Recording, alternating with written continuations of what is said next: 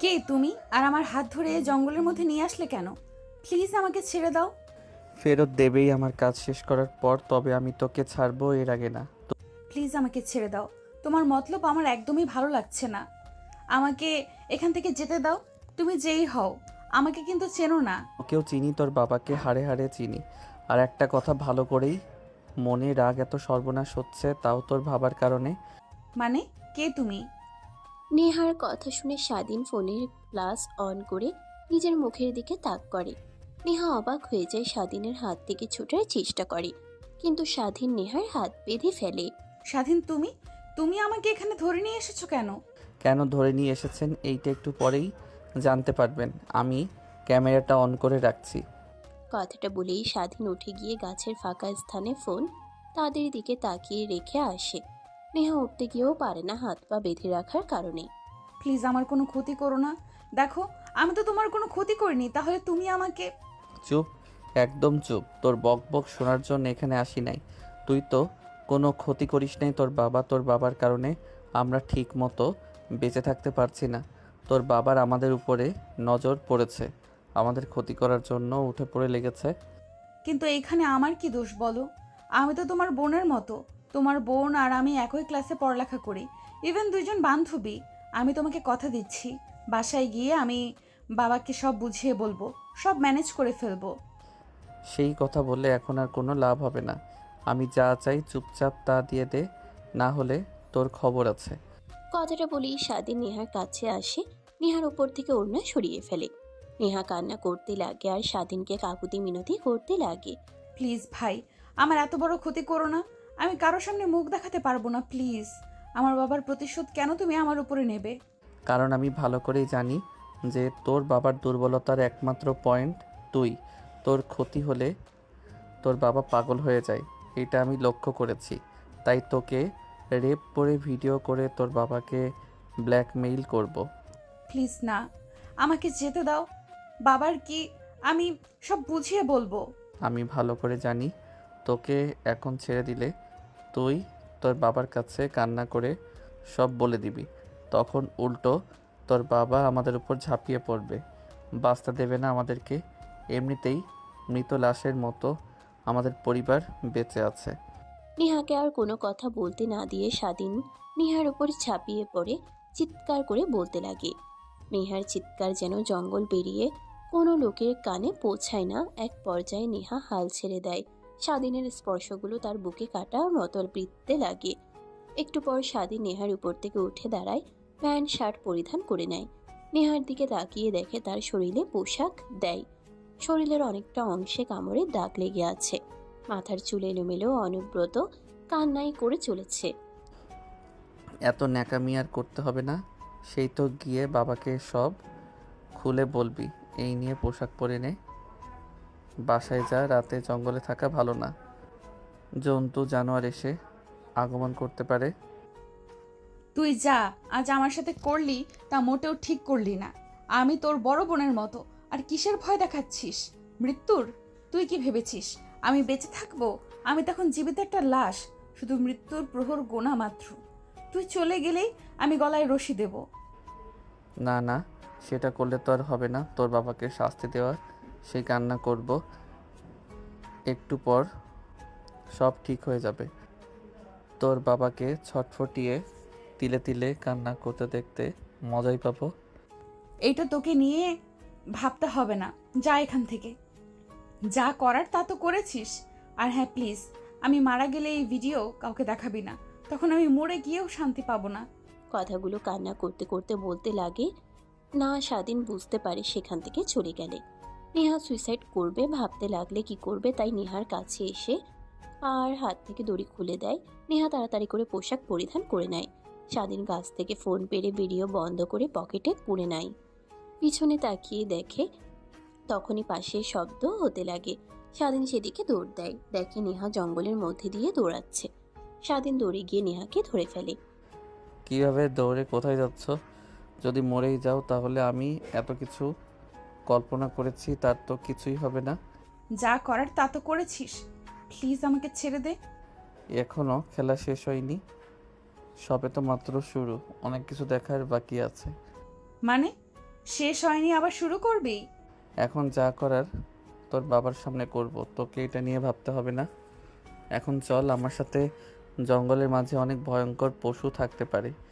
আমি তো সেটাই চাই, এই পাপিষ্ঠ দেহটা খুবলে খুবলে কাকপশু খাক, অন্তত তারা তাদের খিদে নিবারণ করতে পারবে তো। তাছাড়া এই দেহর কোনো মূল্যই নেই। নেহার কথাগুলো স্বাধীনের অনেক খারাপ লাগে।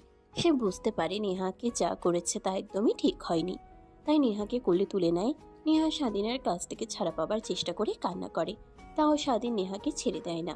জঙ্গল থেকে বের করে রাস্তায় গাড়িতে বসিয়ে স্বাধীন বাইক চালিয়ে বাসার দিকে যেতে লাগে। নেহা নামতে গিয়েও স্বাধীন তৎক্ষণাৎ গাড়ির ব্রেক করে ফেলে। রেগে বাইক থেকে নেমে নেহার গালে ঠাস ঠাস করে থাপ্পড় লাগিয়ে দিয়ে বলে, কি শুরু করেছি?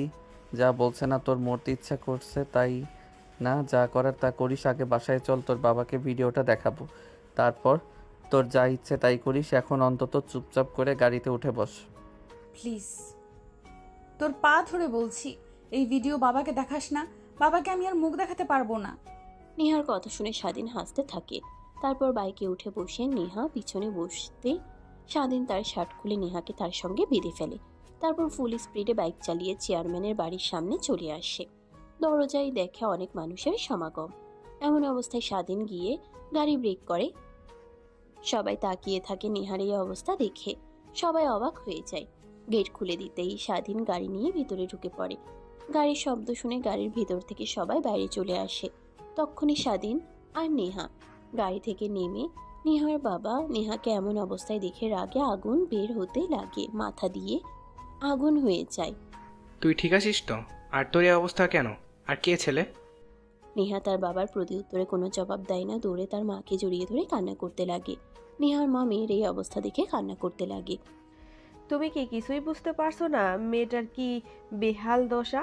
তারপরে এমন প্রশ্ন করছো, আর এই ছেলেকে তুমি আমার মেয়ের এত বড় সর্বনাশ করলে, তারপরে আবার এত বড় সাহস তোমার আমার বাসায় আবার আসো। বাসায় না নিয়ে আসলে সুইসাইড করতে নিয়ে গিয়েছিলি, তখন তো আমার কোনো প্ল্যানিং কাজে লাগতো না, তাই আর কি বাসায় নিয়ে এসেছি যেন মরে না যায়। মানে কি বলছো তুমি? আর তুমি কি আমাদের চেনো না? আমার মেয়েকে এত বড় সর্বনাশ করলে জানো তুমি এর পরিণাম কি হতে পারে তোমার আর তোমার পরিবারের? কি করবেন আর মেরে ফেলবেন আমাদের, এর থেকে তো আর বেশি কিছু পারবেন না। কিন্তু আপনাদের মান সম্মান ধুলোয় মিশিয়ে দিলাম, এইটার কি করবেন? তোমার এত বড় সাহস, আমি দেখে তো অবাক হয়ে যাচ্ছি। নেহার বাবা, তুমি কিছু বলছো না যে? চেয়ারম্যান সাহেব আর কি বলবে, তার মেয়ের এই দশা তার কারণেই। আর হ্যাঁ চেয়ারম্যান সাহেব, আপনার মেয়ের সুন্দর 42 মিনিটের ভিডিও আছে, আপনি চাইলেই এটা পাবলিশ করতে পারেন।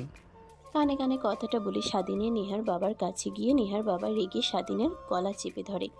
স্বাধীন নেহার বাবার হাত থেকে কোনোভাবে ছাড়া পেয়ে মাটিতে বসে কাঁদতে লাগে।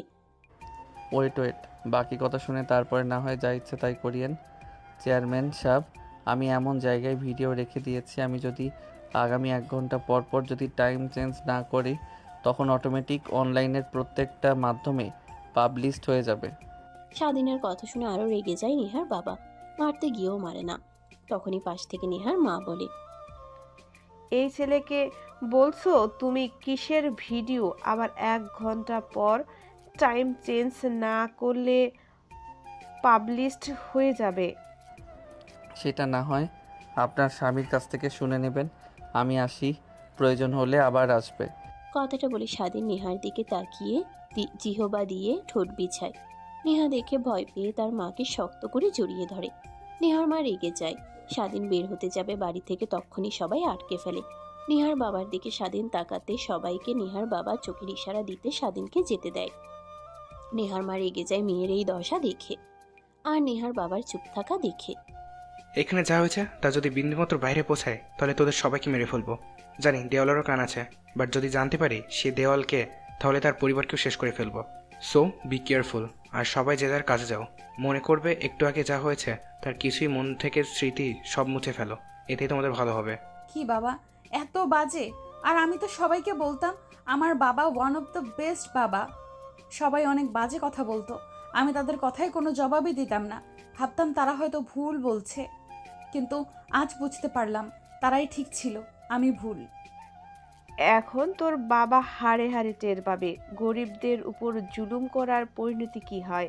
তারপর নেহার মা নেহার সঙ্গে কথা বলতে লাগে। গোসল করিয়ে দেয় ছোট বাচ্চাদের মতো। যখন ভূপিষ্ঠ হয়, কিছু করতে পারে না, সবকিছু করতে হয় এমন অবস্থায়। তারপর পোশাক পরিধান করে নেয় নেহা। নেহা তার মাকে জড়িয়ে ধরে পায়, মাথা রেখে ঘুমানোর চেষ্টা করে। ঘুমাতে গেলেই তখনই স্বাধীনের চেহারা ভেসে ওঠে, আর তার সঙ্গে ঘটে যাওয়া নির্মম কাহিনী। নেহার মা ভালো করেই পড়তে পারেন। নেহার মাথায় হাত বুলিয়ে দিতে লাগে আর বলতে লাগে, দেখ মা, সংগ্রাম করে বেঁচে থাকার নামই হচ্ছে জীবন, জানিস তোর বাবা আমাকে কিভাবে বিয়ে করেছে? আমি ছিলাম অনেক গরিব ঘরের মেয়ে, তোর বাবা ছিল বড়লোক ঘরের ছেলে। তোর বাবা আমাকে অনেক পছন্দ করত। তোর বাবা এখন যে রকম দেখছিস, এর থেকেও ভয়ঙ্কর বোকাটি ছিল। তার উত্তাপে কোনো মেয়ে রাস্তা দিয়ে হাঁটতেও পারতো না। তোর বাবাকে দেখে সবাই ভয় পেত, আমিও ভয় পেতাম। এক পর্যায়ে আমাকে ভালোবাসে কথাটা বলে আমি ভয় পেয়ে সেখান থেকে চলে যাই, বাড়িতে গিয়ে কান্না করি।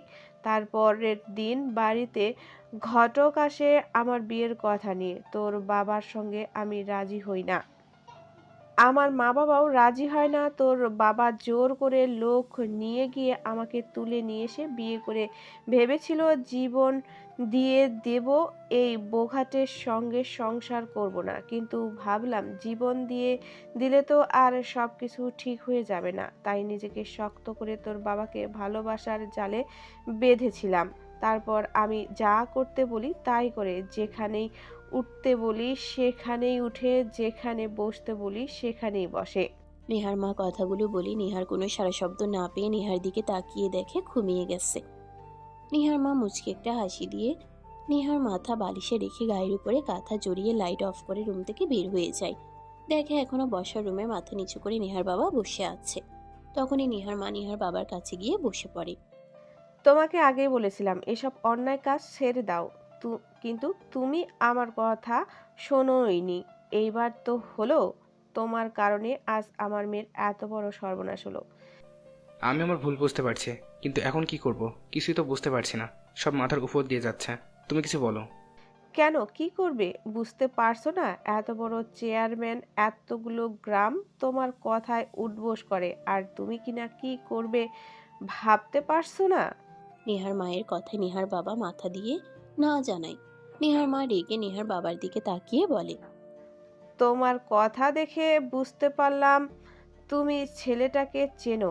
এক্ষুনি সবাইকে নিয়ে ছেলেটার বাসায় যাবে, ওদের যা যা তুমি দখল করেছো সব ছেড়ে দিয়ে চলে আসবে, আর ছেলেটার বাবার কাছ থেকে ক্ষমা চেয়ে তবে আসবে। যতক্ষণ না ছেলেটা আর ছেলেটার বাবা তোমাকে ক্ষমা না করছে ততক্ষণ আসবে না।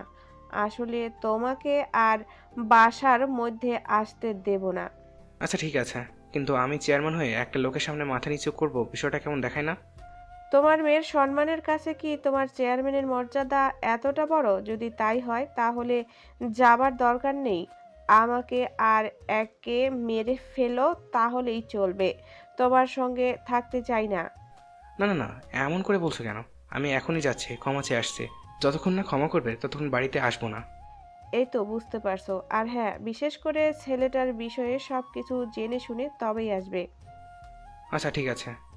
কথাটা বলেই বসার রুমের বড় ঘরের দিকে তাকিয়ে দেখে সদ্যই 8:30 বাজে। তাই সবাইকে নিয়ে নেহার বাবা বেরিয়ে পড়ে। অন্যদিকে স্বাধীন চেয়ারম্যান বাড়ি থেকে বাইক নিয়ে বের হয়ে বাড়ির দিকে যেতে লাগে আর ভাবতে লাগে, আমি কি কাজটা ঠিক করলাম? এইখানে তো নেহা আপুর কোনো দোষ নেই। চেয়ারম্যানের প্রতিশোধ তার মেয়ের উপরে নিলাম। আর নেহা আপু তো তার বাবার পাওয়ার নিয়ে কখনোই অহংকার করেনি। তাহলে নেহা প্রসঙ্গে যা করলাম তা আমার একদমই ঠিক হয়নি। কিন্তু কি করব, তো অত্যাচার চেয়ারম্যানের তো আর সহ্য করার মতো না। এখন উচিত শিক্ষা পাবে সে। এখন গরিবদের দিকে চোখ তুলে তাকাতেও সে 100 বার ভাববে। দেখো, এত কিছু ভেবে কোনো লাভ নেই। একদিন সময় করে নেহা আব্বুর কাছ থেকে ক্ষমা চেয়ে নেব। যদি ক্ষমা না করে, আবার যদি রাতেই উল্টাপাল্টা কিছু করে ফেলে, তখন কি হবে? কথাগুলো ভাবতে ভাবতে স্বাধীন বাইক নিয়ে বাড়ির দিকে আর যায় না। তার বন্ধুদের সঙ্গে আড্ডা দিতে বাজারে চলে যায়। স্বাধীন তার বন্ধুদের সঙ্গে বেশ কিছুক্ষণ আড্ডা দিয়ে বাড়িতে চলে আসে। দেখে বাড়ির সামনে অনেকগুলো গাড়ি দাঁড় করিয়ে আছে।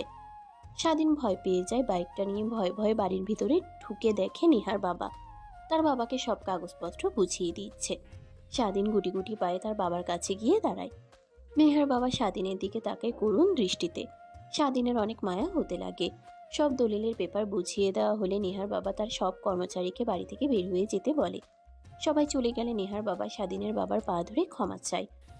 আরে আরে কি করছেন আপনি? প্লিজ উঠেন। না, আমি উঠবো না যতক্ষণ না আমাকে ক্ষমা করে দিচ্ছেন। আমি আমার ভুল বুঝতে পারছি। প্লিজ আমাকে ক্ষমা করে দেন। আর কখনোই কোনো গরিবের উপরে জুলুম করব না। দেখেন, কখনো কারোর সামনে মাথা নিচু করবেন না, একমাত্র আল্লাহর কাছে ছাড়া। আর মহান আল্লাহ তাআলা আপনাকে তো আর কম দেয়নি। এত এত সম্পত্তি কি এসব ভোগ করবে? শুনেছি আপনার মাত্র একটাই মেয়ে। তাহলে এই পাপিষ্ট টাকা আর কত খাইবেন বলেন? বলি কি, সময় থাকতে আল্লাহর পথে চলে আসেন। আর আমি আপনাকে ক্ষমা করে দিয়েছি। যে ভুল বুঝতে পারে তাকে ক্ষমা করে দাও, মহানবী সাল্লাল্লাহু আলাইহি ওয়াসাল্লাম আমাদের তা বলে গিয়েছে। অনেক অনেক ধন্যবাদ আপনাকে। আর বাবা, তোমাকেও আমার চোখ খুলে দেওয়ার জন্য ধন্যবাদ। কথাটা বলেই নেহার বাবা চলে যায়। স্বাধীনের মা, বাবা, বোন সবাই স্বাধীনের দিকে তাকায়। স্বাধীন অন্যদিক করে সেখান থেকে সোজা রুমের দিকে যেতে লাগে। স্বাধীনের বোনের বিষয়টা খটকা লাগে, তাই স্বাধীনের পিছু পিছু রুমে চলে আসে। বিষয়টা কি হলো? সব কিছু মাথার উপর দিয়ে গেল। যেখানে বাবা কেস করে 5 বছর হলো জমি নিয়ে লড়াই করছিল চেয়ারম্যানের সঙ্গে, চেয়ারম্যান টাকা দিয়ে আমাদের সব সম্পত্তি সব পেয়ে গিয়েছিল, কিন্তু হঠাৎ করে সব ফিরিয়ে দিল যে। আমাকে বলছিস কেন এটা? যা গিয়ে চেয়ারম্যান কেবল কেন ফিরিয়ে দিয়েছে? মনে হয় মরণের ভয় এসেছে, তাই সব কিছু ফিরিয়ে দিয়েছে। না না, এইসব কিছুই না। আমার কেমন জানি মনে হচ্ছে তোর এইসবের পিছে হাত আছে। তুই কিছু তো একটা করেছিস, না হলে এই চেয়ারম্যান এইভাবে শায়েস্তা হবার কথা নয় কখনোই। আপু, তুইও না এইভাবে আমাকে সন্দেহ করছিস? আমি কি করব? আমি কি আর একা চেয়ারম্যানের বিরুদ্ধে একা পেরে উঠতে পারবো? কথাটা বলেই স্বাধীন মাথা চুলকাতে লাগে। তখনই সামিয়ার নজর যায় স্বাধীনের মাথার দিকে। তখনই স্বাধীনের দিকে যেতে লাগে।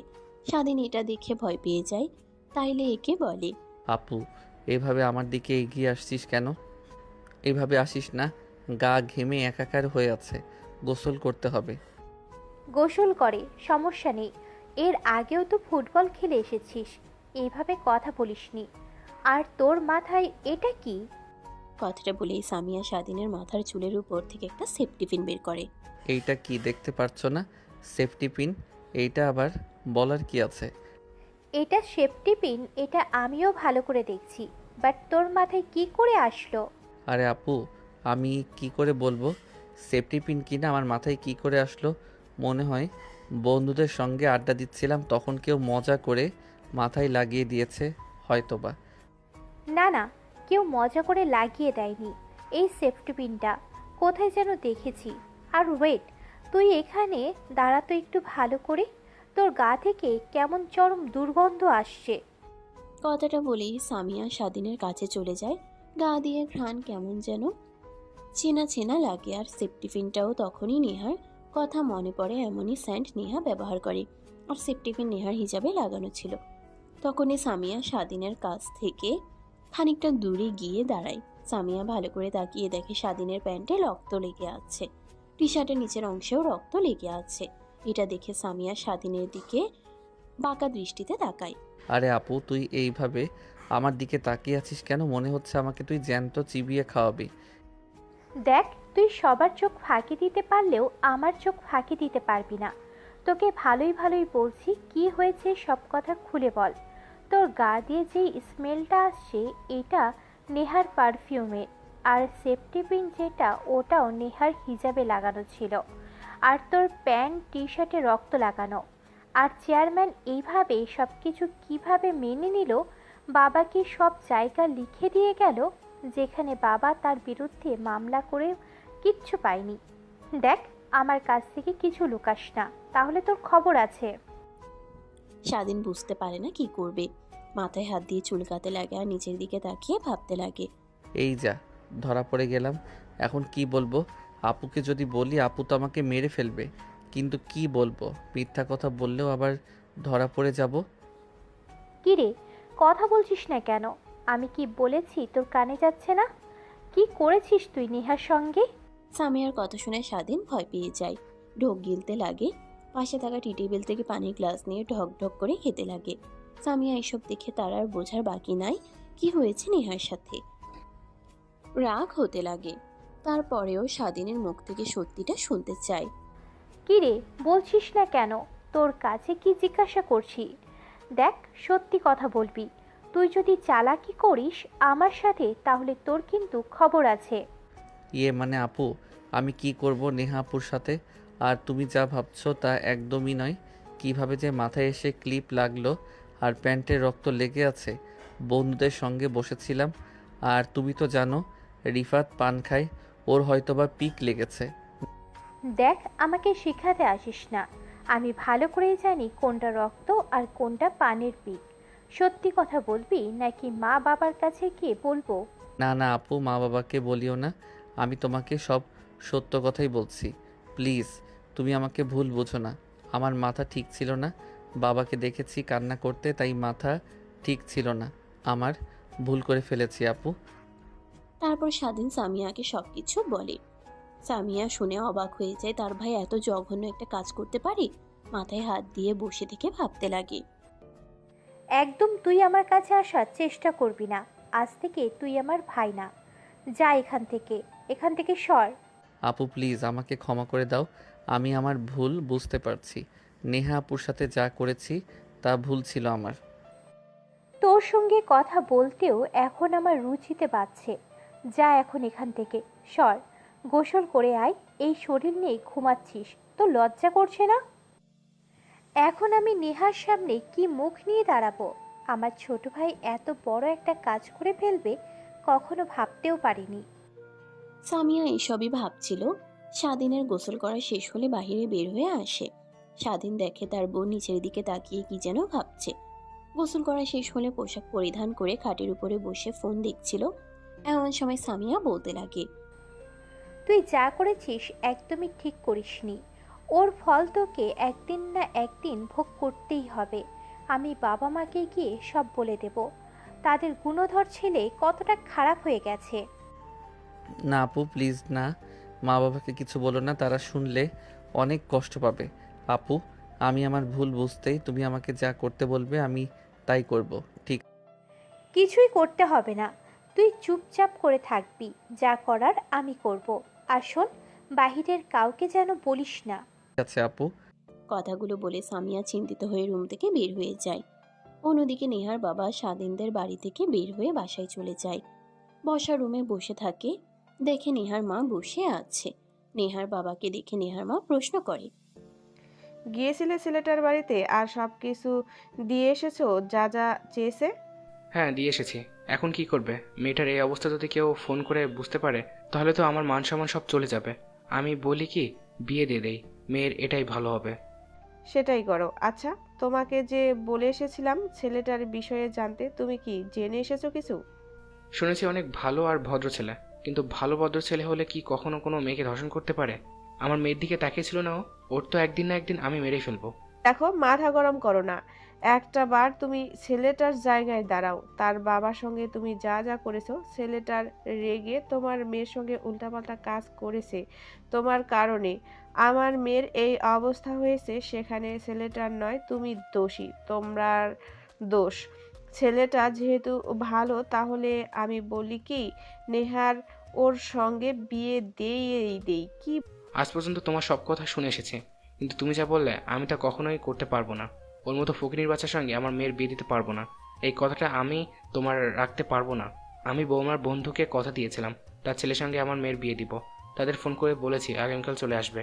কিন্তু কোনো কিন্তু নাই। আর নেহাকেও কিছু বলতে হবে না। ওরা যদি আসে, নেহা আমাকে কালকে আংটি পরিয়ে যাবে, তারপর বিয়ে দিনক্ষণ দিয়ে যাবে। বিয়ে দিয়ে দিলে সব ঠিক হয়ে যাবে। কথাটা বলে নেহার বাবা চলে যায়। নেহার মা উঠে তার রুমে চলে যায়, ঘুমিয়ে পড়ে। মাঝরাতে হঠাৎ দুঃস্বপ্ন দেখে নেহার ঘুম ভেঙে যায়, আর ঘুম আসে না। ব্যালকনিতে গিয়ে দাঁড়ায়, রাতের ঠান্ডা বাতাস শরীরে এক অন্যরকম ভালো লাগা কাজ করে। নেহা বেশ কিছুক্ষণ দাঁড়িয়ে থাকে, চাঁদের দিকে তাকিয়ে থাকে। আর মনে মনে ভাবতে লাগে। এত কি ভাবছিস নেহা? তুই দেখ, চাঁদ আলো দেয়, রাতের চারদিকটা অন্ধকার থেকে আলোকিত করে রাখে। তারপরেও তার গায়ে কত দাগ, আর সেইখানে তো তুই যা হয়েছে ভুলে যা, নতুন করে বাঁচতে শেখ। দুঃস্বপ্ন মনে করে সব মুছে ফেল। কিন্তু ছেলেটার কাছে তো ভিডিও আছে, যদি কোনোভাবে পাবলিশ করে দেয়।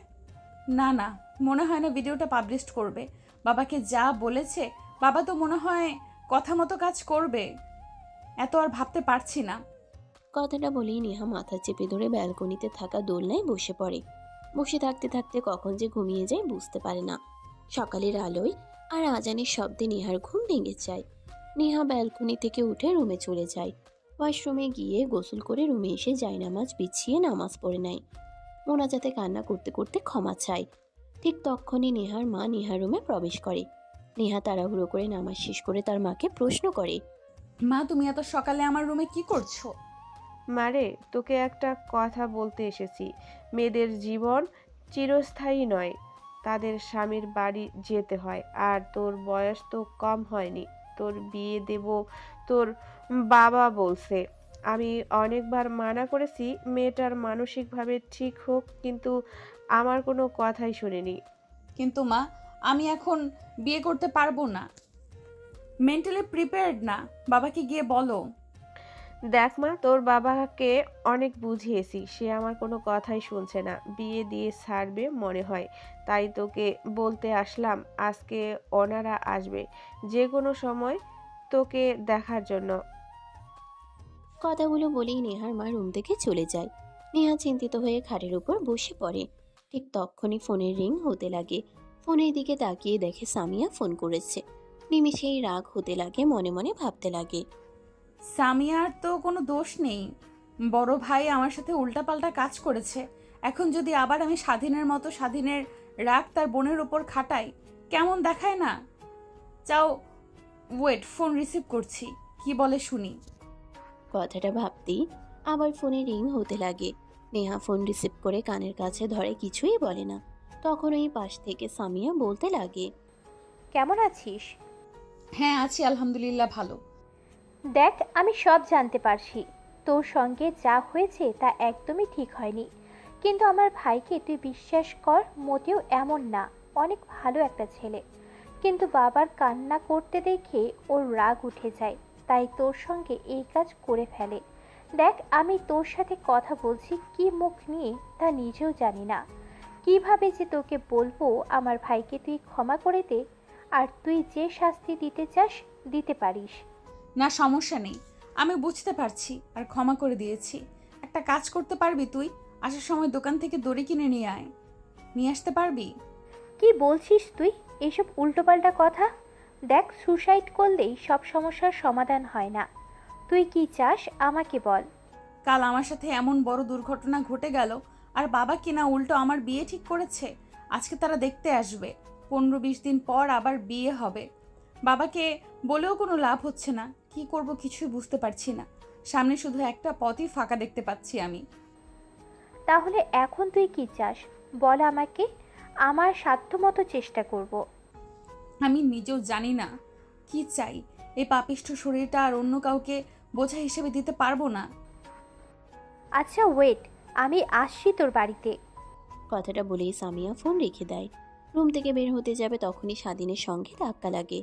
সামিয়া স্বাধীনের দিকে রাগী দৃষ্টিতে তাকিয়ে বলে, এত তাড়াহুড়ো করে কোথায় যাচ্ছিস? আবার কোনো মেয়ের জীবন নষ্ট করতে না তো? আপু কি বলো তুমি এগুলো? কি বলছি, যা সত্যি তাই বলছি। তোকে দেখে আর কি বিশ্বাস আছে বল? যতটুকু ছিল তা তো সব দুমড়ে মুচড়ে ভেঙে দিয়েছিস। কথাটা বলেই সামিয়া রাগী দৃষ্টিতে স্বাধীনের দিকে তাকিয়ে সেখান থেকে চলে যায়। স্বাধীন তার বোনের কথা শুনে অনেক কষ্ট পায়। সেই দিকে কোনো দেশ টিপা না দিয়ে ব্যাট হাতে নিয়ে বের হয়ে যেতে যাবে তখনই পেছন থেকে তার মা ডেকে বলতে লাগে, কিরে, এত সকালে কোথায় যাচ্ছিস? খাবার না খেয়ে? মা, আজকে কলেজ বন্ধ আর পাশের গ্রামের সঙ্গে খেলা আছে, তাই যাচ্ছি। ওইখানেই কিছু খেয়ে নেব। না খেয়ে নিজে কি বেহাল করে ফেলছিস? একটাবার দেখছিস তাকে? স্বাধীন তার মায়ের সঙ্গে কথা বলছিল। এমন সময় বাইরে থেকে হোল্ডার বাসের সাউন্ড হয়। স্বাধীন তাকিয়ে দেখে তার বন্ধু স্বাধীন তার মার কাছ থেকে বিদায় নিয়ে দৌড়ে গাড়িতে উঠে বসে। তারপর স্টার্ট দিয়ে সোজা মাঠে চলে আসে। অন্যদিকে সামিয়া হাঁটতে হাঁটতে নিহার বাড়িতে চলে আসছে। নিহার বাবা সামিয়ার দিকে রেগে তাকায়, কিন্তু কিছুই বলে না। আন্টি, নেহা কি রুমে আছে? হ্যাঁ মা, রুমে আছে। তুমি যাও তো একটু, আর দুপুরের দিকে নেহাকে দেখতে আসবে। এসেছো ভালোই হয়েছে, নেহাকে একটু সাজিয়ে গুজিয়ে দিও তো। ঠিক আছে আন্টি। তারপর সামিয়া নেহার রুমের দিকে অগ্রসর হয়। নেহার বাবা রেগে সামিয়া আর মাকে উদ্দেশ্য করে বলতে লাগে, এই মেয়েটা এখানে এসেছে কেন? তুমি কি জানো এইটা সেই মেয়ে যার ছোট ভাই আপনিও সঙ্গে উল্টোপাল্টা কাজ করেছে? আমি জানি, অনেকবার দেখেছি।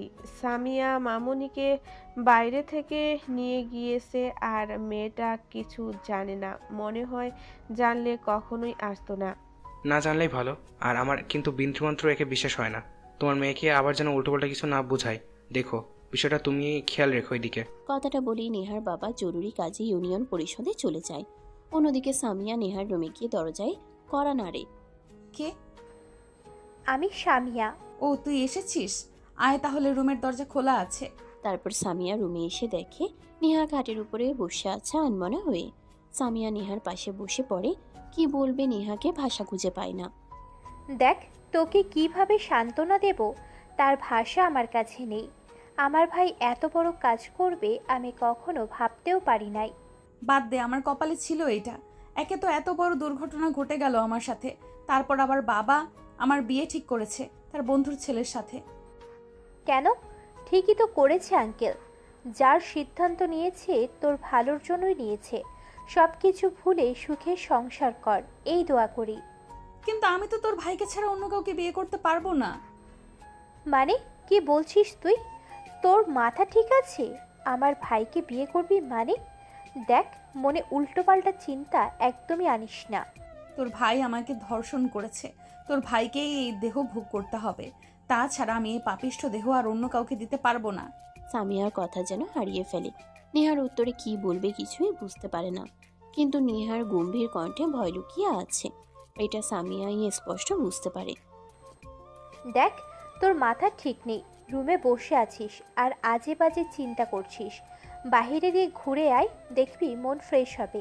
উল্টোপাল্টা চিন্তা মাথা থেকে বের হয়ে যাবে। তারপর সামিয়া নেহাকে জোরাজুরি করে বাহিরে নিয়ে আসে। তারপর দুজনে হাঁটতে লাগে। পাশ থেকে অনবরত সামিয়ার কথা বলেই চলেছে, কিন্তু নেহা তো তার ভাবনার জগতে যোগ দেওয়া আছে। কি রে নেহা, তোর কি হয়েছে? কোথায় হারিয়ে গেলি? কখন থেকে তোর পাশে দাঁড়িয়ে বকবক করছি, কোনো উত্তরই দিচ্ছিস না। দেখ, তোকে তো বললামই ভালো লাগছে না আমার। রুমে থাকি, বাইরে বের হব না, কিন্তু তুই তো আমার কোনো কথাই শুনলি না। ভাবলাম তোকে নিয়ে বাহিরে দিয়ে ঘোরালে তোর মনটা ফ্রেশ হবে। চল মাঠের দিকে যাই। তারপর সামিয়া আর নেহা দুজনে হাঁটতে হাঁটতে মাঠের দিকে চলে আসে। দেখে সবাই ক্রিকেট খেলছে। আরেকটু এগিয়ে যেতেই দেখে স্বাধীন ব্যাট করছে। তারা দুজন দাঁড়িয়ে স্বাধীনের খেলা দেখতে লাগে। এক পর্যায়ে খেলা শেষ হলে স্বাধীন রাস্তার দিকে তাকিয়ে নেহা আর তার বোনকে দেখে অবাক হয়ে যায়। পিছনের দিকে তাকিয়ে নাই স্বাভাবিক হতে গিয়েও পারে না। একটা কাজ করবি, তোর ভাই কি এখানে ডেকে নিয়ে আয় তো। কেন এখানে ডেকে নিয়ে আসবো? ও খেলছে ওর মতো, খেলুক। ডেকে নিয়ে আসতে বলছি, আয়। এত কথা বলছিস কেন? কাজ আছে, তুই দেখতে পারবি এমনিতেই। তারপর সামিয়া স্বাধীনের ফোনে ফোন করে। স্বাধীন নম্বর দেখে পেছনের দিকে তাকায়। ফোন রিসিভ করতেই সামিয়া তাদের দিকে আসতে বলে। স্বাধীন ভয়ে ভয়ে এগিয়ে আসতে লাগে। এখন বল, ও খেলছে, আমরা ঘুরতে এসেছি। স্বাধীন কি এখানে ডেকে নিয়ে আসার মানে কি? তোর ভাই রাতে যা করেছে সব মোবাইলে ভিডিও করেছে, ওই ভিডিও ডিলিট করতে বলবি। এর কারণেই ডেকে নিয়ে আসছি। কি আবার ভিডিও করেছে? আজকে আগে বাড়ি যায়, তারপর ওর একটা কিছু হচ্ছে। কিছুই করবে না, এখন থেকে ও আমার স্বামী, ভুলে যাস না। তোর মাথা পুরোটাই গেছে। আঙ্কেল যা করেছে ভালোই করেছে তোর বিয়ে দিয়ে। বিয়ে তো আমার হচ্ছে না, আর যদি আমার বিয়ে হয় তা একমাত্র তোর ভাইয়ের সাথেই হবে। সামিয়া রেগে নেহার দিকে তাকায়, একটা হাসি দেয়। নেহার হাসি দেখে সামিয়া ফিক করে হেসে ফেলে। এই মেয়েটার গোমরা মুখ দেখতে সামিয়ার কেন জানি একদমই ভালো লাগে না। স্বাধীন তাদের কাছে এগিয়ে আসতেই সামিয়া রেগে গিয়ে স্বাধীনের গালে থাপ্পড় দিতে যাবে। স্বাধীন চোখ বন্ধ করে ফেলে। পাশ থেকে নেহা সামিয়ার হাত ধরে ফেলে। স্বাধীন চোখ খুলে মিটমিট করে তাকিয়ে দেখে তার বোনের হাত নেহা ধরে আসছে। তোকে বললাম না আমার সামনে ওর গায়ে ফুলের টোকাও দিবি না, তারপরও মারছিস কেন? যা বলেছি তা কর। আচ্ছা ঠিক আছে। আর স্বাধীন, তোর মোবাইলে নাকি নেহার সাথে যা করেছিস তা ভিডিও রেকর্ড করেছিস, ভিডিওটা ডিলিট করে দে। আপু আমি কোনো ভিডিও করিনি, শুধু ভয় দেখানোর জন্য মোবাইলটা রেখে দিয়েছিলাম। সত্যি বলছিস তো, নাকি পরে আবার ব্ল্যাকমেল করবি? না আপু সত্যি বলছি, আমি কোনো ভিডিও করিনি, চাইলে ফোনটা নিয়ে চেক দিতে পারো। মোবাইল চেক দিতে হবে না, আর যদি ভিডিও করে থাকো তাও লাভ নেই, তা কখনো পাবলিশ করতে পারবে না, কারণ আমি হব। নেহা বাকি কথা বলতে না দিয়ে সামিয়ার মুখ চেপে ধরে। স্বাধীন অবাক হয়ে যায়। এখন যা, গিয়ে ক্রিকেট খেলো। তারপর স্বাধীন সেখান থেকে চলে যায়। নেহা তার মুখ থেকে সামিয়ার হাত সরিয়ে হাঁপাতে লাগে। কুত্তি, আর একটু হলে তো মারা যেতাম। তোর মাথা ঠিক আছে? কি বলতে নিয়েছিলি? দেখ, আমরা আর তোরা কখনোই এক হওয়ার নই।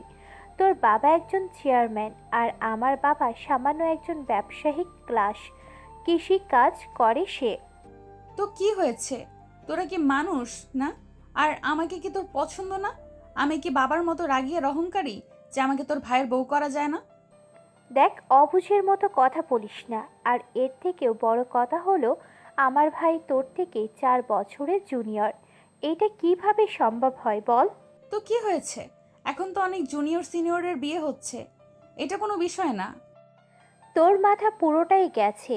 আমি কিসের জন্য যে তোকে এখানে নিয়ে আসলাম? তুই ঘরের মধ্যেই ভালো ছিলি। আর যাবার সময় আঙ্কেলকে বলে যাব তোকে যেন পাবনায় গিয়ে রেখে দিয়ে আসে। পাবনায় না, তোর ভাইয়ের সঙ্গে একই রুমে রাখলেই হবে। ধ্যাত, তুইও না। তোর মাথা মুন্ডু সব এখন চিবিয়ে খাবো আমি। সামিয়ার কথা শুনে নেহা হাসতে লাগে, সামিয়াও হাসতে লাগে।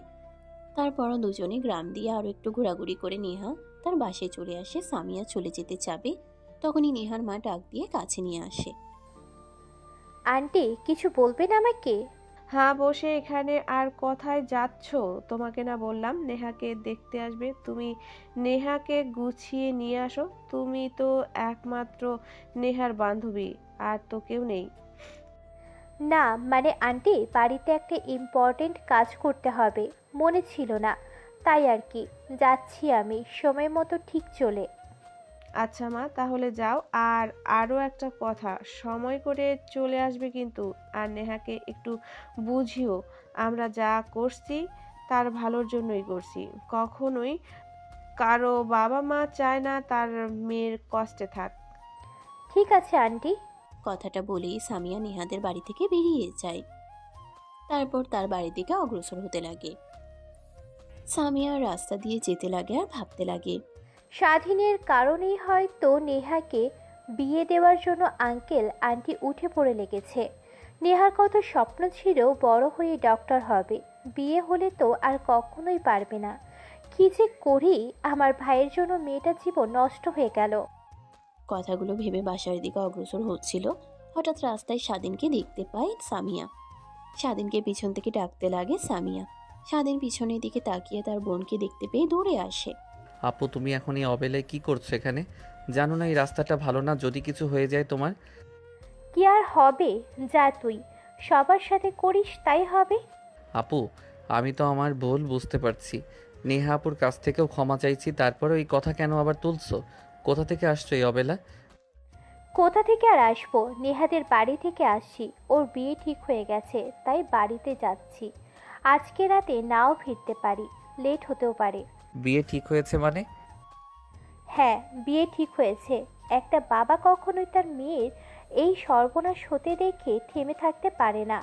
তাই নেহার বিয়ে ঠিক করেছে নেহার বাবা তার বন্ধুর ছেলের সাথে। আজকে রাতেই নাকি তারা দেখতে আসবে। সম্ভব হলে আংটি পরিয়ে যাবে। আর নেহার বাবা যেরকম কথা শুনলাম, মনে হয় আজকে রাতেই বিয়ে পড়িয়ে দিতে পারে। ও আচ্ছা ভালো, তা তোমাকে আবার রাতে আনতে যেতে হবে নাকি? ভালো তাই না? একটা মেয়ের জীবন নষ্ট করেছিস তুই। নেহার অনেক স্বপ্ন ছিল, তা জানিস? ও বড় হয়ে ডাক্তার হতে চেয়েছিল। তোর কারণে ওর স্বপ্ন সব ভেঙে চুরমার হয়ে গেল। আমি বান্ধবী হয়ে ওর সামনে গিয়ে দাঁড়াতে পারছি না। তুই যেই কাজ করেছিস তার জন্য আর রাতে তোকে বের হতে হবে। এর রাস্তায় কোনো এক মেয়েকে দেখলে আবার তোর পশুর রূপ জেগে উঠতে পারে। আমি চলে আসবো একা। আরে না আপু, কি বলো? তুমি ফোন করো, আমি চলে আসবো। আর আচ্ছা যাও, আমি মা বাবাকে বলে দেবো তোমাকে এগিয়ে দিয়ে আসতে হবে নাকি? না, তা লাগবে না, আমি একাই যেতে পারবো। এখন সূর্য অস্ত যায়নি। না আপু চলো, তোমাকে নেহাপুর বাড়িয়ে দিয়ে তারপর আমি যাব, সমস্যা নেই। স্বাধীনের কথা শুনে সামিয়া ভেঙচি কেটে পিছনের দিকে নেহাদের বাসার দিকে যেতে লাগে। সামিয়ার পিছু পিছু স্বাধীনও যেতে লাগে। একটু পর নেহাদের বাসার সামনে চলে আসে স্বাধীন। পিছন ফিরে বাড়ির দিকে যেতে লাগে, তখনই নজর যায় নেহার রুমের ব্যালকনির দিকে। স্বাধীনকে দেখে নেহা ব্যালকনিতে দাঁড়িয়ে কফি খাচ্ছে আর তার দিকে অপলক দৃষ্টিতে তাকিয়ে আছে। স্বাধীন এক পলক দেখে চোখ সরিয়ে বাসার দিকে যেতে লাগে। বাসায় আস্তে আস্তে একটু রাত হয়ে যায়। দরজা দিয়ে ভিতরে ঢুকতে যাবে, তখনই স্বাধীনের মা বলতে লাগে, বাবারই যা তো তোর বোন সে কখনই বের হয়েছে শুনলাম। নেহা মামনের বাড়িতে যাবে, কখনো তো আসতে না, কখনো তো এখনো তো আসছে না। ও তো এত রাতে করে থাকে না। একটু নেহাদের বাসায় গিয়ে দেখ না বাবাও কি করছে, না অন্য কোনো জায়গায় গিয়েছে। অনেক চিন্তা হচ্ছে আমার। আরে মা, চিন্তা করতে হবে না, আমি রাস্তায় আপুর সঙ্গে দেখা হয়েছিল। আপু নেহাপুর বিয়ে, তাই সে ওইখানে থাকবে, এঙ্গেজমেন্ট করিয়া যাবে আজ। তাই নেহাপুর মা তাকে বলেছে অনেক করে থাকার জন্য, তাই সে থাকবে। তাই বলেছে তোমরা যেন চিন্তা না করো। সে কথা আমাকে বলে দিলেই হয়, আমি তো চিন্তা করি না। আচ্ছা যা, তুই ফ্রেশ হয়ে আয়, শরীর ঘেমে দুর্গন্ধ বের হচ্ছে। তারপর স্বাধীন তার রুমে চলে যায়। ফ্রেশ হয়ে রুমে বসে থেকে ফোন টিপতেছিল, তখন একটা আননোন নাম্বার থেকে কল আসে। স্বাধীন প্রথম দেখায় ইগনোর করে, সচরাচর রং নাম্বার রিসিভ করে না। একের পর এক ফোন আসতেই লাগে, সেদিন জরুরি কল ভেবে রিসিভ করে। তখনই ওই পাশ থেকে কান্নার কণ্ঠ শুনতে পায়। স্বাধীন থমকে ওঠে, ফোনের এই পাশ থেকে হ্যালো হ্যালো করতে লাগে। হ্যালো, কে আপনি? কথা বলছেন না কেন? হ্যালো, এভাবে কান্না করছেন কেন? প্লিজ কথা বলুন, কে আপনি? স্বাধীনের কথা শুনে মোবাইলের ওই পাশে থাকা কন্ট্রোল যেন কান্নার গতি বেশি হয়। তখনই পিছন থেকে নাম ধরে ডাকতেই কল কেটে দেয়। স্বাধীন যেন থমকে যায়। নেহাপুর আবার কি হয়েছে? এভাবে কান্না করছে কেন? আর আমার নাম্বার কোথা থেকেই পেলো? তাকে তো দেখলাম মাঠে বেশ হাসি খুশি ছিল, ভাবলাম যাক অযথা চিন্তার হাত থেকে মুক্তি পেলাম। এখন আবার কি হয়েছে তার? ফোন করে কান্না করছে এইভাবে? দেখ, এত কিছু আর চিন্তা করতে পারছি না, কিসের জন্য যে নেহাপুর সঙ্গে ওই উল্টাপাল্টা কাজ করতে গেলাম। আর যদি না করতাম তাহলে আর এরকম দিন দেখতে হতো না। খিরে বাবা, কখন থেকে ডাকছি তোকে, আমার কথা কি তোর কানে যায় না? বলছি খাবার খেতে আসবি, আয়, তোর বাবা খাবার টেবিলে অপেক্ষা করছে। স্বাধীন তার মায়ের ধমক খেয়ে ফোনটা রুমে রেখেই খাবার টেবিলে গিয়ে বসে দেখে তার বাবা পাশের চেয়ারে বসে আছে। স্বাধীনের মা খাবার সার্ভ করতে লাগে। এমন সময় স্বাধীনের বাবা বলতে লাগে, জানো সামিয়ার মা, আজকে না চেয়ারম্যান সাহেব এসেছিল আমার দোকানে। ভয় পেয়ে গিয়েছিলাম, কিন্তু আমার সঙ্গে অনেক ভালোভাবে কথা বললো।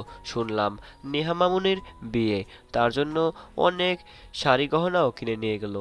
কি বলো? স্বাধীনতা বললো শুধু এঙ্গেজমেন্ট হবে? মনে তো হয় না এঙ্গেজমেন্ট হলে শাড়ি গহনা আর অনেক কসমেটিক্স, কিন্তু এগুলো তো আর কিনলো না। এখনো সামিয়াকে নিয়ে অনেক চিন্তা হচ্ছে। সামিয়ার নেহা মামুনি তো একই ক্লাসে পড়াশোনা করে, এখন সামিয়াকে নিয়েও চিন্তা করতে হবে, বিয়ে দিতে হবে মেয়েটাকে। সেটা নিয়ে তোমাকে ভাবতে হবে না। এখন খাবার, আমাদের একটা মাত্র মেয়ে, বিয়ে দেব, অনেক দেরি আছে। স্বাধীনের বাবা স্বাধীনের মায়ের ধমকে চুপ হয়ে যায়, আর একটা কথাও বলে না। খাবার খেয়ে নেয়। স্বাধীনও চুপচাপ খাবার খেয়ে নেয়। খাবার খাওয়া শেষ হলে রুমে গিয়ে দেখে ফোন বাজছে। ফোন হাতে নিতেই ফোন কেটে যায়। স্ক্রিনের দিকে তাকিয়ে দেখে 100+ মিসড কল। স্বাধীন হতবাক হয়ে যায়, তাও আবার তার বোনের নাম্বার থেকে। অন্যদিকে, মারে দেখ, এত জেদ করিস না। আর সামিয়া মা, তুমিও একটু বুঝিয়ে বলো না। দেখো কেমন করছে, ওর বাবার সিদ্ধান্ত নিয়েছে, জানোই তো, কারো কথাই শোনে না। আর ছেলেটা অনেক ভালো দেখছি, ভদ্র নম্র আর অনেক সুদর্শন, স্মার্ট। আমার অনেক পছন্দ হয়েছে। এখন এত কথা না বলে রেডি হয়ে নিচে আয়, কাজী সাহেব অপেক্ষা করছে। তোমাদের বলছি কানে যাচ্ছে না? আমি বিয়ে করব না। আর তোমরা যদি জোর করো তাহলে আমি আমার কোনো ক্ষতি করে ফেলবো। আর বাবাকে বলো তাদেরকে নিয়ে চলে যেতে। কি বলিস তুই? এইসব মাথা ঠিক আছে? তোর বাবা কেমন রাগী তুই জানিস না? তোর বাবাকে গিয়ে আমি কোন মুখে নিয়ে কথা বলবো? আন্টি, আপনি যান, আমি নেহাকে বুঝিয়ে রেডি করে আনছি। আপনি রাগ করবেন না। আর আঙ্কেলকে গিয়ে বলেন 30 মিনিট পর আমরা আসছি। আচ্ছা মা, আমি বলছি। আর তুমি একটু বোঝাও নেহাকে। এত রাগ জেদ একদমই ভালো না মেয়েদের। কথাগুলো বলেই নেহার মা সেখান থেকে চলে যায়। নেহা খাটের উপরে বসে পড়ে কান্না করতে লাগে অঝরে। সামিয়া ভেবাচেকা খেয়ে যায়, নেহাকে কি বলবে সে নিজেও বুঝতে পারে না। আরে তোর কি হয়েছে? এভাবে কান্না করছিস কেন? দেখ, আজ না হয় কাল বিয়ে তো করতেই হবে তোকে। এত কান্নাকাটি না করে বিয়ে করে নে, তাতেই ভালো হবে। তুই তো জানিস আমার বিষয়ে, তারপরও তুই কিভাবে বলছিস বিয়েটা আমাকে করতে? আর একটা কথা কি, আমি না তোর ভাইকে অনেক আগে থেকেই পছন্দ করতাম, কিন্তু কখনো বলা হয়ে ওঠেনি তোকে। তুই কি বলছিস সেই ভয়ে? দেখ, এই সিরিয়াস মোমেন্টে ফোন করিস না। আমার সাথে তাড়াতাড়ি রেডি হয়ে নে। নিচে সবাই অপেক্ষা করছে তোর জন্য। আর আমিও দেখে এসেছি, ছেলেটা অনেক সুন্দর দেখতে, হ্যান্ডসাম, গুড লুকিং। কেউ দেখে চোখ ফেরাতে পারবে না। কিন্তু আমি বিয়েটা করতে পারবো না। তুই যেভাবেই পারিস বিয়েটা ভেঙে দে। যদি তা না পারিস, আমার মরা মুখ দেখবি তুই। আচ্ছা, বুঝতে পারছি। তা তুই এখন কি চাস? তুই কি চাচ্ছিস যে তোর বাবা মা সবার সামনে অপমানিত হোক? আর এটা তুই দেখ। দেখ, আমি তোর ভাইকে ভালোবাসি। তোর ভাইকে ছাড়া আর অন্য কাউকে কখনোই ভালোবাসতে পারবো না। আর তোর ভাইকে যদি আমি না পাই, তাহলে বিশ্বাস কর আমি সুইসাইড করব। আমার লাশ বের হবে এই বাড়ি থেকে। দেখ, একদমই পাগলের মতো কথা বলবি না। আরে তোদের অবস্থা দেখ, আর আমাদের অবস্থা দেখ। তোর মধ্যে অহংকার নেই দেখে তুই আমাকে তোর বান্ধবী মনে করিস। তোর বাবা মা কখনোই মানতে পারবে না। তুই জমিদারের একমাত্র নাতনি, প্লাস এই গ্রামের চেয়ারম্যানের মেয়ে। আর আমার বাবা সামান্য একটা দোকান আছে বাজারে মাত্র। তোদের আর আমাদের মধ্যে অনেক তফাৎ। আর এর থেকেও বড় কথা হলো, আমার ভাই তোর থেকে না হলেও 3 বছরের জুনিয়র। এই সমাজ কখনোই মেনে নিতে পারবে না। হ্যাঁ, বুঝতে পারছি। তোকে বুঝিয়েও কোনো লাভ হবে না। তাহলে আমার আর এই জীবন রেখেও কোনো লাভ নেই। কথাটা বলেই নেহা দৌড়ে ব্যালকনিতে চলে যায়। সামিয়া বসে থেকে ভাবতে লাগে নেহার বলা কথাগুলো। অন্যদিকে নেহা ব্যালকনিতে গিয়ে স্বাধীনের নাম্বারে ফোন করতে লাগে। এক সময় রিসিপ্ট হলে নেহা কান্না করতে লাগে, কিন্তু কোনো কথাই বলে না। এমন সময় পিছন থেকে সামিয়া গিয়ে ডাকতে লাগে। নেহা ভয় পেয়ে কল কেটে দেয়। তুই এখানে বসে আছিস কেন? আয়, রুমে আয়। সবাই নিচে তোর জন্য অপেক্ষা করছে। দেখ, তোকে বললাম তোর কানে যায়নি? আমি বিয়ে করব না, আর এসব পরিধান করব না। তুই যদি এখন জোরাজোরি করিস, তাহলে কিন্তু আমি কিছু একটা করে ফেলবো। নেহার কথার প্রতি উত্তরে সামিয়া কি বলবে যেন ভাষাই খুঁজে পায় না। ব্যালকনি থেকে বের হয়ে রুমে সোফায় বসে থাকে। অন্যদিকে নেহা ফোন করতে লাগে। স্বাধীনে কিন্তু রিসিভ করে না। সব যেন তার ধোঁয়া সবার বাইরে চলে যায়। ফোন রিসিভ না করে অনেক রাগ হয়ে যায়, তাই পাশে থাকা ফল কাটা শরীরটা হাতে চালিয়ে দেয়। অন্যদিকে সামিয়া বসে থাকে। একটু পর নেহার মা আসে। দরজা খুলে দিতেই নেহার মা নেহার কথা জিজ্ঞেস করলে সামিয়া ব্যালকনিতে ইশারা করে। ব্যালকনিতে গিয়ে দেখে নেহা ফ্লোরে পড়ে আছে আর চারিপাশটা রক্তে ভিজে আছে। নেহার মা চিৎকার দিয়ে ওঠে। নেহার মায়ের চিৎকার শুনে নেহার বাবা দৌড়ে রুমে আসে। মেয়ের এই অবস্থা দেখে হতভম্ব হয়ে যায়। কিভাবে হলো নেহার এই অবস্থা? আমিও তো জানি না। নেহাকে তো রেডি করতে রুমে ধুয়ে গেলাম, ব্যালকনিতে এসে দেখি হাতের রক কেটে ফ্লোরে পড়ে আছে, রক্ত দিয়ে ভিজে গিয়েছে। জলদি করে হসপিটালে নিয়ে যেতে হবে। অন্যদিকে সামিয়া ভয় পেয়ে যায়। মূর্তির ন্যায় দাঁড়িয়ে থাকে। নেহার বাবা নেহাকে তুলে গাড়ি করে জলদি বেরিয়ে পড়ে হসপিটালে নিয়ে যাওয়ার জন্য। অন্যদিকে সামিয়া কি করবে বুঝতে পারে না। নিচে চলে আসে, দেখে সবাই দাঁড়িয়ে আছে অবাক হয়ে। সামিয়াকে দেখতে পেয়ে প্রশ্ন করে, আচ্ছা, কি হলো হঠাৎ করে? আর আপনি কে? কিছু কি বলতে পারেন? মানে নেহা বিয়ে করতে রাজি হয়নি। নেহার বাবা মার সাথে আমিও জোরাজুরি করি, তাই রেগে গিয়ে ও হাতের রক কেটে ফেলেছে। ও মাই গড, কি বলছেন আপনি? আর বাবা তুমি না বললে মেয়ে রাজি? আর এখানে তো দেখি পুরোটাই উল্টা। আর তুমি কিভাবে বিয়েতে রাজি না হওয়া মেয়েকে আমার সঙ্গে জোর করে বিয়ে দিতে রাজি হয়ে গেলে? আরে বাবা, আমি তো নিজেও জানি না। চেয়ারম্যান বলল যে নেহা মামনি রাজি, তাই আমিও রাজি হয়ে তোমাকে ঢাকা থেকে নিয়ে এসেছি। আর এখানে তো দেখি পুরোটাই ভিন্ন। চলো, আর চেয়ারম্যান আসুক, ওর সঙ্গে আমার বোঝাপড়া আছে। আচ্ছা বাবা চলো। আর কাজী সাহেব, সরি আপনাকে এতক্ষণ বসিয়ে সময় নষ্ট করার জন্য। আরে না বাবা, সমস্যা নাই। এখন বসে সময় নষ্ট করে অভ্যাস তো হয়ে গিয়েছে। অনেক বিয়েই তো দেখলাম চোখের সামনে, এইভাবে ভেঙে গেল। কিন্তু বাবা, সবাই তো বাসা অপেক্ষা করছে নতুন বউয়ের জন্য। পুরো বাসাতে এতক্ষণে হই হুল্লোড় দিয়ে পরিপূর্ণ হয়ে গেছে। এখন তাদের সামনে মুখ নিয়ে দাঁড়াবো বাবা? কি মুখ নিয়ে দাঁড়াবে? মানে যা সত্যি তাই বলবে। কিন্তু বাবা। ছেলেটার বাবা কথাটা বলেই সামিয়ার দিকে তাকায়। সামিয়া অবাক হয়ে যায়, ভয় হতে লাগে। হাতে থাকা ফোন বের করে তার ভাইকে ফোন করতে লাগে, অর্থাৎ স্বাধীনকে, কিন্তু রিসিভ করে না। আচ্ছা মা, তোমার নাম কি আর তোমার বাবার নাম কি? মানে আঙ্কেল, আমার নাম সামিয়া আর বাবা হাসমত শেখ। ও, তুমি হাসমতের মেয়ে? বাজারে যে দোকান আছে ওই হাসমত? সামিয়া মাথা দিয়ে হ্যাঁ বোঝায়। পাশে থাকা ছেলেটা বুঝতে পারে তার বাবা কি বলবে। এখন ছেলেটা তার বাবাকে হাত দিয়ে ইশারা দিয়ে না বলতে বলে, কিন্তু ছেলেটার বাবা তার ছেলের কোনো কথাই শোনে না। আরে মা শোনো, আমি তোমার বাবাকে অনেক ভালো করে জানি, আর তোমার বাবা অনেক ভালো মানুষ, সেই সুবাদে তুমিও অনেক ভালো হবে। আর আমার একটা কথা রাখবে মা, তুমি আমার ছেলেটাকে বিয়ে করো। কি বলছেন আঙ্কেল? বিয়ে মানে? মা বাবা কারোর পারমিশন ছাড়া আমি বিয়ে করতে পারবো না। সরি, আপনার যদি এতই পছন্দ হয় আমার বাবা মায়ের সঙ্গে কথা বলেন, এখন আসতে দেন আমাকে।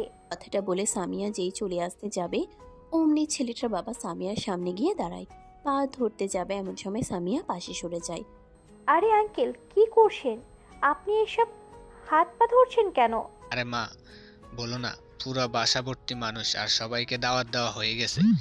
আমি তো আর জানতাম না যে এই বিষয়, তবে তাহলে আর এইসব করতাম না। এখন কি করব? সবার সামনে কি মুখ নিয়ে দাঁড়াবো আমি? বলি কি, তুমি আমার ছেলেকে বিয়ে করো, তাও সবার সামনে বলতে পারবো না আমার ছেলের বিয়ে হয়েছে। আর আমি জানি এখন যদি আমার ছেলের বিয়ে দিতে না পারি, ঢাকায় চলে গিয়ে আর আসবে না। আরে বাবা কি করছো তুমি? ছাড়ো নাকি? আর আপনি জানতো, তুমি এমনিতে জোর করে একবার বিয়ে দিতে গিয়ে আমার জীবন নষ্ট করে ফেলেছিলে। আবার একই কাজ করলে এখন আবার অন্য মেয়ের জীবন নষ্ট করতে চাও। আমি তা একদমই হতে দিব না। চলো এখান থেকে, আমি আর কোনো বিয়ে করব না। সামিয়া অবাক হয়ে যায় লোকটার কান্না মাখা চোখ আর ছেলেটার দিকে তাকিয়ে ভাবতে লাগে। এখন কি করব? আমি রাজি হয়ে যাব? লোকটাকে দেখে তো অনেক প্রাণ বেতারক মনে হচ্ছে, আর ছেলেটাও দেখতে খারাপ না মনে হয়। এর আগেও এইভাবেই বিয়ে ভেঙে গিয়েছিল, তাই হয়তো এত রেগে আছে। আমি হ্যাঁ বলে দিই, মা বাবাকে পরে বুঝিয়ে বললেই হবে। আর লোকটা যেহেতু বলছে বাবাকে চেনে, তাহলে কোনো সমস্যা নেই। আর কেউ না থাকলে বিয়েটা করতে কেমন হয় না? আর স্বাধীন কি এত করে ফোন করছে, এখনো আসছে না? এর আবার কি হলো যে একবার বাসায় যাই, তারপর দেখছি ওকে। আরে মা, কি ভাবো এত তুমি? প্লিজ হ্যাঁ বলে দাও। আমি আছি, কাজী সাহেব আছে। ঠিক আছে আঙ্কেল, বাট এখানে তো আমার অভিভাবক নেই, তাহলে কিভাবে বিয়ে হবে? আমি আছি, কাজী সাহেব আছে। আর তুমি তো রাজি, তাহলে আর সাক্ষী কোনো দরকার পড়ে না। আরো পরে তোমার মা বাবাকে। ছেলেটার বাবার কথা শুনে সামিয়া মুচকে একটা হাসি দেয়। তারপর ছেলেটার পাশে নিয়ে গিয়ে বসিয়ে দেয়। কাজী সাহেব বিয়ে পড়াতে লাগে। এমন সময় স্বাধীন দরজার ঠেলে ভিতরে প্রবেশ করে তার বোনকে আর পাশে একটা ছেলেকে দেখতে পেয়ে রেগে ছেলেটার কলার চেপে ধরে। সবাই অবাক হয়ে যায়। এমন সময় সামিয়া স্বাধীনকে ছেলেটার কলার ছাড়িয়ে বলতে লাগে, আরে ভাইয়া, এত রেগে যাচ্ছিস কেন? আগে আমার কথা শোন। না আপু, ছেলেটার কত বড় সাহস তোমাকে জোর করে বিয়ে করছে। আজ ওর একদিন কি আমার একদিন। জোর করে না, এতে আমার সম্মতি আছে আর আমি রাজি। রাজি মানে? আর আমি তুই ছেলেটাকে এর আগে কখনো দেখিও নাই, আর তুমি তো কাউকে ভালোবাসো না, তাহলে এ কে? তারপর সামিয়া স্বাধীনকে সোফায় বসিয়ে শান্ত করে সব কথা খুলে বলতে লাগে। স্বাধীন শুনে বুঝতে পারে তখনই তার মা বাবাকে ফোন করে স্বাধীনের মা বাবা গাড়ি নিয়ে সোজা চলে আসে। তারপর সবার সঙ্গে কুশল বিনিময় করে বিয়ের কার্যক্রম শুরু হয়। বিয়ে পড়ানো শেষ হলে মোনাজাত করে। বিয়ে হবার কথা ছিল কার, আর হচ্ছে কার। যে বাড়িতে বিয়ে হচ্ছে সে বাড়ির কেউ নেই। তখনই সামিয়ার মাথায় নেহার কথা খেলে যায়। স্বাধীনকে তুলে একটা সাইডে নিয়ে গিয়ে বলতে লাগে, ভাইয়া, একটা তো সর্বনাশ হয়ে গেছে। নেহা হাত কেটে সুসাইড করতে নিয়েছিল। নেহার মা বাবা তাকে নিয়ে হসপিটালে গিয়েছে। এখন যে কন্ডিশনে আছে, নেহার নাম্বারে ফোন করছি, কিন্তু কেউ রিসিভ করছে না। কি বলছো আপু? নেহা আপু সুইসাইড করেছে কেন? আর আজকে তো তার বিয়ে হবার কথা ছিল, আর তার সঙ্গে তোমার বিয়ে হলো, কিছুই বুঝতে পারছি না। সব যেন মাথার উপর দিয়ে যাচ্ছে। আরে ভাইয়া, নেহার এই বিয়েতে কোনো মত ছিল না। ওকে তো ওর বাবা জোর করে বিয়ে দিতে চেয়েছিল। আর নেহা তোকে ভালোবাসে, তোকে বিয়ে করতে চায়। কিন্তু আমি অনেক কথা বলেছিলাম, নেহার মা অনেক কথা বলেছিল, তাই হয়তো নেহা রেগে সুসাইড করে। কি বলছো আপু? নেহা আপু ভালোবাসে, তাও আমাকে? কিভাবে? দেখো আমি ভুল করেছি। এইটার কারণে কি নেহা আপু এই কাজ করবে? তা হয়তো না। আর ভালোবাসে, এর আগে তো কখনো আমাকে বলেনি। স্বাধীন আর সামিয়া দুজনে কথা বলতে লাগে। অন্যদিকে ছেলেটার বাবা ছেলেটা স্বাধীনের মা বাবার সঙ্গে পরিচিত হতে লাগে। তখনই সামিয়ার ফোনে রিং হতে লাগে। ফোনের দিকে তাকিয়ে দেখে রং নাম্বার। রিসিভ করে কানের কাছে ধরতেই ওই পাশ থেকে কান্না করতে করতে বলতে লাগে, আরে তুমি কোথায়? প্লিজ স্বাধীনকে নিয়ে হসপিটালে চলে আসুন। হ্যাঁ, অপারেশন করতে দিচ্ছে না। বলছে যে পর্যন্ত স্বাধীন না আসবে সেই পর্যন্ত অপারেশন করতে দেওয়া যাবে না। এদিকে নেহার কন্ডিশন অনেক খারাপ। ডাক্তার বলছে 10 মিনিটের মধ্যে অপারেশন না করলে শরীর থেকে সম্পূর্ণ রক্ত বের হয়ে যাবে, মারা যাবে ও। তাও কোনো কথা শুনছে না। আমরা বলছি স্বাধীনের সঙ্গে ওর বিয়ে দিব, কোনো কথা শুনছে না। প্লিজ মা, স্বাধীনকে নিয়ে হসপিটালে চলে আসো। তোমার পা জড়িয়ে ধরে বলছি, আমার একমাত্র মেয়ে। আঙ্কেল, আপনি কোনো চিন্তা করবেন না, আমি এক্ষুনি স্বাধীনকে নিয়ে আসছি। কথাটা বলেই ফোন রেখে দেয়। স্বাধীনকে নিয়ে তড়িঘড়ি করে নিচে চলে আসে। তারপর সব কথা খুলে বলতে লাগে। স্বাধীনের মা বাবা অবাক হয়ে যায়। পাশে ছেলেটার বাবা ছেলেটাও অবাক হয়ে যায়। তারপর গাড়ি করে সবাই হসপিটালে চলে আসে। দেখে অপারেশন থিয়েটারের সামনে নেহার মা বাবা চিন্তিত হয়ে ঘোরাঘুরি করছে। স্বাধীনকে দেখতে পেয়ে নেহার বাবা দৌড়ে আসে স্বাধীনের কাছে। বাবা প্লিজ, তুমি আমার মেয়েটাকে বাঁচাও। ও অপারেশন করবে না যে পর্যন্ত না তোমরা সঙ্গে কথা বলছে। প্লিজ একটাবার অপারেশন থিয়েটারে গিয়ে কথা বলে এসো। নেহার বাবার কথা শুনে স্বাধীন অপারেশনের রুমে প্রবেশ করে দেখে একটা নার্স ইনজেকশন দেবার চেষ্টা করছে, কিন্তু নেহা কোনোভাবেই দিতে দিচ্ছে না। স্বাধীন কেবিনে প্রবেশ করে। নেহা চুপ হয়ে যায়, নার্স ইনজেকশন দিয়ে দেয়। তারপর স্বাধীনকে বের করে দেয়। অপারেশন শুরু হয়। ভিতরে অপারেশন হচ্ছিল। অন্যদিকে বাহিরে সবাই চিন্তিত হয়ে পায়চারি করছিল। প্রায় 30 মিনিট পর অপারেশন শেষ হয়। ডাক্তার বের হয়ে আসে। স্বাধীন, নেহার মা বাবা সবাই দৌড়ে ডাক্তারের কাছে যায়। ডাক্তার, নিয়ে এখন কেমন আছে? আলহামদুলিল্লাহ, অনেক ভালো। অপারেশনটা সময় মতো হয়েছে। আর যদি 2-3 মিনিট দেরি হতো তাহলে বাঁচানো যেত না কোনোভাবেই। একটু পর কেবিন শিফট করা হবে। তারপর সবাই একত্রে না গিয়ে এক এক করে দেখা করবেন। আর হ্যাঁ, মেয়েটা অনেক জেদি। আমি আমার লাইফে কখনো এত জেদি মেয়েকে দেখিনি।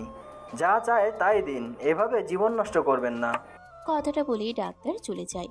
একটু পর নেহাকে কেবিনে শিফট করা হয়। করে সবাই কথা বলে আসে।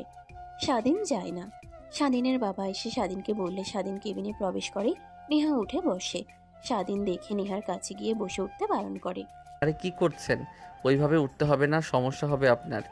আর কিছুই হবে না, আমার লাইফলাইন আমার কাছে চলে এসেছে। কথাটা বলি নেহা স্বাধীনের বুকে মুখ লুকায়। স্বাধীন হতভম্ব হয়ে যায়। কি বলবে বুঝতে পারে না, কিন্তু নেহার ছোঁয়া তার অনেক ভালো লাগে। নেহা কিনিদের সঙ্গে আর শক্ত করে জড়িয়ে ধরে। এইভাবে শক্ত করে নিজের সঙ্গে জড়িয়ে রাখবে তো বাকিটা পথ, নাকি ছেড়ে দেবে মাঝপথে নিয়ে?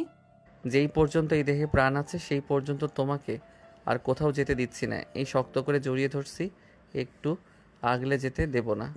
কথাটা বলি স্বাধীন নেহাকে উঠিয়ে কপালে চুমু খায়। তারপর দুজনে দুষ্টুমি করতে লাগে। অন্যদিকে কেবিনের বাইরে থেকে ছোট্ট গ্লাস দিয়ে সবাই দেখতে লাগে স্বাধীন আর নেহার কাণ্ড। স্বাধীনের বোন আর দুলাভাই লজ্জা পেয়ে দূরে চলে যায়। এভাবে সমাপ্তি হয় ভালোবাসার আরও একটি গল্পের। বেঁচে থাক ভালোবাসা, আর না পাওয়া ভালোবাসাগুলো কাঁদিয়ে যাক সবাইকে। সমাপ্ত।